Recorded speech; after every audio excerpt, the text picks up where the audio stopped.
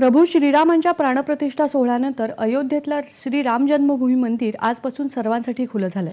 आज पहाटेपासून रामलल्लांचं दर्शन घेण्यासाठी भक्तांची मांदियाळी उसळली आहे।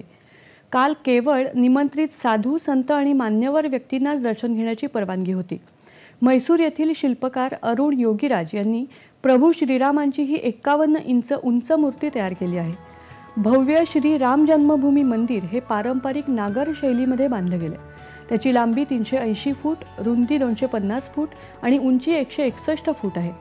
मंदिराचे खांब आणि भिंतीवर हिंदू देवता आणि देवी यांची शिल्प साकारण्यात आली आहेत। काल पंतप्रधान नरेंद्र मोदी, राष्ट्रीय स्वयंसेवक संघाचे सरसंघचालक मोहन भागवत, उत्तर प्रदेशच्या राज्यपाल आनंदीबेन पटेल, मुख्यमंत्री योगी आदित्यनाथ आदींच्या प्रमुख उपस्थितीत रामलल्लांची प्राणप्रतिष्ठा करण्यात आली।